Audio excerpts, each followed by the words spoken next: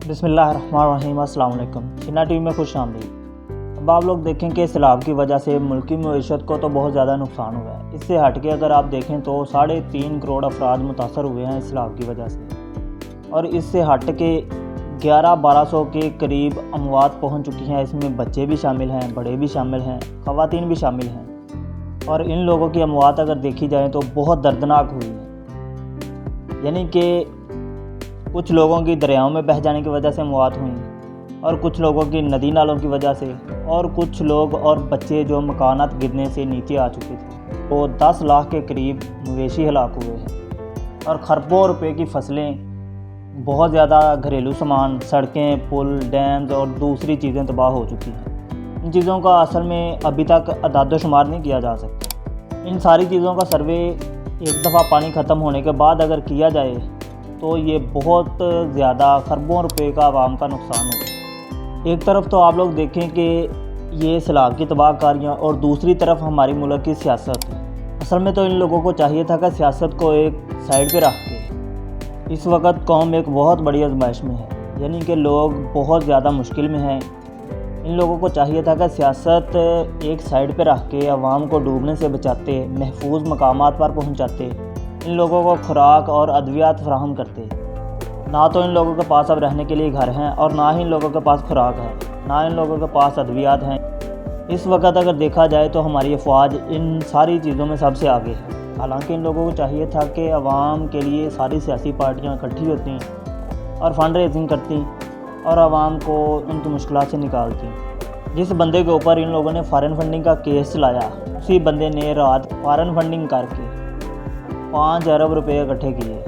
अब आप लोग देखें कि इस वक्त जो हमारे मुल्क में सियासत हो रही है, ये सारी की सारी सियासत ये आवाम के लिए नहीं, आवाम को कोई रिलीफ नहीं है इसमें। ये इन लोगों की अना की सियासत है, ये इन लोगों की आपस में जंग है। इससे हट के अगर आप देखें तो अभी तक सैलाब थमा नहीं। उसमें अभी एक इलाका है सूबा बलूचिस्तान का ज़िला हरनाई, वहाँ पे जाने के लिए कोई ज़मीनी रास्ता नहीं बचा पिछले 10 दिनों से।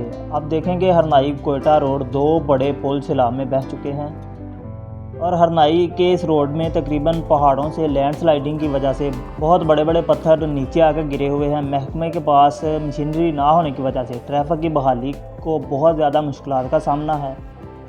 यानी कि ज़मीनी रास्ता ख़त्म होने की वजह से वहाँ पे बहुत ज़्यादा अशिया की किल्लत है, आवाम भूखी मर रही है, लेकिन वहाँ पे रेस्क्यू ऑपरेशन भी नहीं हो रहा।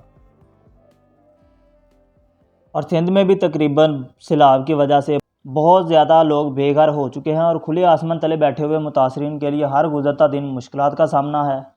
यानी कि दादू में सैलाबी पानी में मेड़, खैरपुर, नाथनशाह और जोही के डूबने का बहुत ज़्यादा खतरा है, जिसके पेश नज़र उन लोगों ने ये अलर्ट जारी किया है कि आप लोग ये इलाके खाली करें और दूसरी जगह कहीं नकल मकानी करें।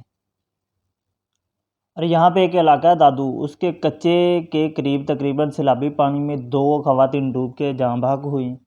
और अब देखें कि सिंध में सैलाब के बायस खैरपुर शहर के सिर्फ 10 किलोमीटर दूर मकामी शाहरा के करीब 50 से ज़ायद देहात अभी तक ज़ेरे आब आ चुके हैं, और खैरपुर की तरफ जाने वाली तमाम सड़कें वो तबाह हो चुकी हैं, और सैलाब से मुतासर अफराद के लिए वहाँ पे खुराक की किल्लत है। अब देखें कि ये एक सिंध का इलाका है, यहाँ पे वडेरों की हुकूमत है, जहाँ पे सैलाब मुतासरीन के लिए 50-50 रुपये और MNAs ख़रीदने के लिए 50 करोड़ रुपये इन लोगों के पास हैं। यानी कि आवाम की मुसीबत इन लोगों के सामने कोई मायने नहीं रखती। और खैरपुर के इलाके के पास तकरीबन आसपास 50 गाँव थे, वो ज़ेरे आब आ चुके हैं। वहाँ पे मुतासरीन के लिए अभी तक कोई रेस्क्यू ऑपरेशन भी नहीं किया जा रहा। मुझे तो इस चीज़ की हैरानी है कि आप देखें कि आप ऊपर से इतनी ज़्यादा रकम 50 रुपये फ़ी बंदा 2-3 बंदों को दे के आए हैं। हालांकि आप लोगों को चाहिए था कि एक प्रेस कॉन्फ्रेंस करते, वहाँ पे आवाम को इंस्ट्रक्शन देते कि भाई आपने इतनी ज़्यादा रकम इस्तेमाल कैसे करनी है। बहरहाल पाक फ़ौज की जानिब से सैलाब मुतासरीन की इमदाद के लिए ये जो एहतियात आती हैं, इनके लिए तकरीबन 250 के करीब पॉइंट्स कायम किए गए हैं।